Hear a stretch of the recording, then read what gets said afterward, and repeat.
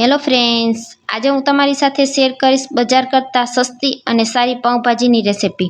પાઉંભાજી બનાવવા માટે સૌ પહેલાં મેં બટેકા, ફુલાવર અને રીંગણાને આ રીતે સમારી લીધા છે। રીંગણાને સમારી અને પાણીમાં જ રાખવાના છે, જેથી કરીને રીંગણા આપણા કાળા ન પડે। અડધો કપ જેટલા લીલા વટાણાને પણ ફોલીને તૈયાર કરી લીધા છે। હવે બધા શાકને 2 પાણીથી ધોઈ અને આપણે સાફ કરી લેશું। આ રીતે બધા જ શાક ધોવાઈ ગયા છે। હવે તેને એક કુકરમાં ઉમેરી દેશું। તો તમને જે પણ શાક પસંદ હોય એ તમે અહીં લઈ શકો છો।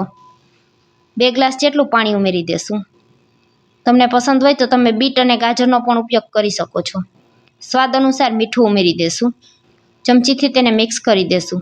ઢાંકણ ઢાંકી અને ગેસ પર 3 વિસલ થવા માટે રાખી દેશું। કુકરમાં 3 વિસલ થાય ત્યાં સુધીમાં આપણે ભાજીની બીજી તૈયારી જોઈ લેશું।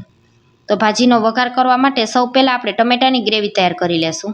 તો 2 ટમેટાને આ રીતે મિક્સર જારમાં નાના ટુકડા કરી અને ઉમેરી દેવાના છે।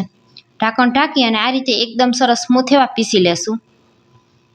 હવે ડુંગળીને પણ આ રીતે ચોપરમાં એકદમ સરસ ઝીણી ચોપ કરી લેવાની છે।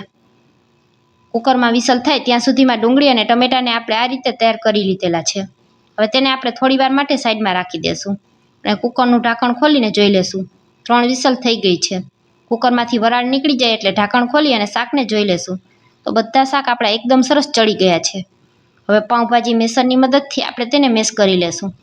ગરમ ગરમ શાક હોય ત્યારે જ આ રીતે બધા શાકને મેશ કરી લેવાના। તો તમે જોઈ શકશો મેં આ રીતે તરત જ ઢાંકણ ખોલી અને ગરમ ગરમ શાકને જ મેશ કરી લીધા છે। હવે તેને આપણે એક તપેલીમાં કાઢી અને ફરી પાછું મેશ કરી લેશું।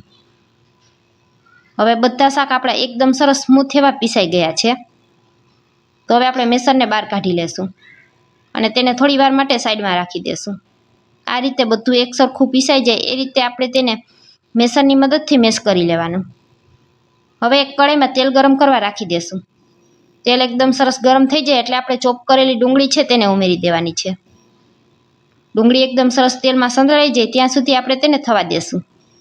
ચમચાથી વચ્ચે વચ્ચે આ રીતે તેને હલાવતા રહેશું। 2 મિનિટ સુધી ડુંગળીને થવા દેવાની। ડુંગળીના માપનું મીઠું ઉમેરી દેશું। ફરી પાછું ચમચાથી મિક્સ કરી લેશું। 2 મિનિટમાં ડુંગળી એકદમ સરસ સંતળાઈ જશે। તો હવે ડુંગળી આપણી એકદમ સરસ સંતળાઈ ગઈ છે। હવે આપણે ટમેટાની પ્યુરી તૈયાર કરેલી હતી તેને ઉમેરી દેશું અને ચમચાથી મિક્સ કરી લેશું। ફરી પાછી ટમેટાની પ્યુરીને પણ 2 મિનિટ સુધી તેલ સાથે સંતળાવા દેશું। આ રીતે ડુંગળી અને ટમેટાની પ્યુરી એકદમ સરસ તેલમાં સંતળાઈ જાય ત્યાં સુધી આપણે તેને થવા દેવાનું છે, જેથી કરી અને ભાજીમાં તેનો કાચો સ્વાદ ના આવે। હવે ત્યાર પછી આપણે તેમાં ચપટી હળદર પાવડર ઉમેરી દેશું। 1 મોટી ચમચી જેટલું કાશ્મીરી લાલ મરચું પાવડર ઉમેરી દેશું। તમને જે પ્રમાણે તીખાશ પસંદ હોય એ પ્રમાણે તમે લાલ મરચું પાવડર ઉમેરી શકો છો। મેં અહીં કાશ્મીરી લાલ મરચું પાવડરનો ઉપયોગ કરેલો છે। બજારમાં મળતી પાઉંભાજીમાં આ રીતે કાશ્મીરી લાલ મરચું પાવડર જ ઉમેરવામાં આવે છે। ફરી પાછું 1 ચમચી જેટલું કાશ્મીરી લાલ મરચું પાવડર ઉમેરેલું છે અને 1 ચમચી જેટલું ધાણા જીરું પાવડર ઉમેરી દેશું। કાશ્મીરી લાલ મરચું પાવડર ઉમેરવાથી આપણી ભાજીનો કલર એકદમ સરસ બજાર જેવો દેખાશે। 1 ચમચી જેટલો ગરમ મસાલો પાવડર અને 1 પેકેટ આપણે પાઉંભાજી મસાલાનું જે પેકેટ આવે તે ઉમેરી દેશું। આ બજારમાં 10 રૂપિયામાં તમને આ રીતનું પાઉંભાજીના મસાલાનું પેકેટ રેડીમેડ મળી જશે। બધી વસ્તુને 1 મિનિટ સુધી તેલમાં સાંતળી લેશું। હવે બધા મસાલા એકદમ સરસ તેલમાં સંતળાઈ ગયા છે। હવે મેશ કરેલા શાક હતા તેને ઉમેરી દેશું અને ચમચાથી તેને મિક્સ કરી લેશું। ફરી પાછી ભાજીને 2 થી 3 મિનિટ સુધી ઉકળવા દેવાની છે। તો હળવા હાથે આ રીતે ચમચાની મદદથી ભાજીને એકદમ સરસ મિક્સ કરી લેવાની છે। બધા મસાલા સાથે ભાજી એકદમ સરસ મિક્સ થઈ જાય એ રીતે આપણે તેને હલાવી રહેશું।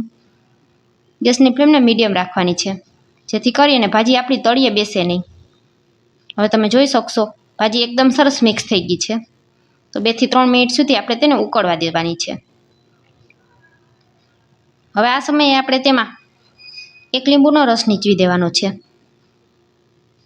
તમે લીંબુના રસની જગ્યાએ આમચૂર પાવડરનો પણ ઉપયોગ કરી શકો છો, પરંતુ પાઉંભાજીમાં લીંબુનો સ્વાદ વધારે સારો આવે છે।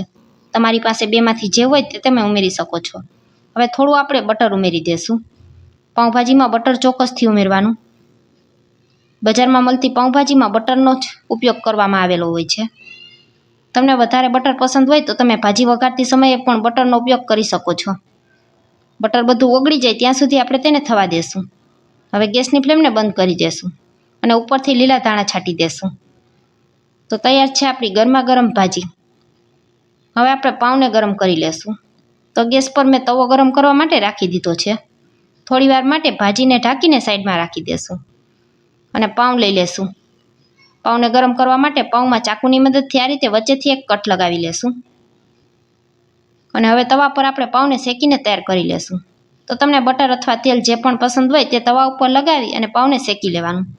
એક બાજુ એકદમ સરસ ક્રિસ્પી થઈ જાય ત્યાર પછી આપણે તેને બીજી બાજુ શેકી લેશું. આ રીતે બંને બાજુ એકદમ સરસ ક્રિસ્પી પાઉં થઈ જાય ત્યાં સુધી આપણે તેને શેકી લેવાનું છે. હવે આપણું પાઉં શેકાઈ ગયું છે તો આપણે તેને કાઢી લેશું. ગરમા ગરમ ભાજીને પાઉં સાથે સર્વ કરશું. તો ફ્રેન્ડ્સ, આજનો વિડીયો પૂરો જોયા પછી જો તમને સારો લાગે તો વિડીયોને એક લાઇક કરજો, વધુમાં વધુ લોકો સુધી શેર કરજો અને મારી રેસિપીઓ તમને જોવી ગમતી હોય તો મને સપોર્ટ કરવા બદલ મારી ચેનલને સબસ્ક્રાઈબ કરજો. તો છે ને ફ્રેન્ડ્સ, એકદમ બજાર જેવી જ પાઉંભાજી. તમને આજની આ રેસિપી કેવી લાગી તે કોમેન્ટ કરી ચોક્કસથી જણાવજો.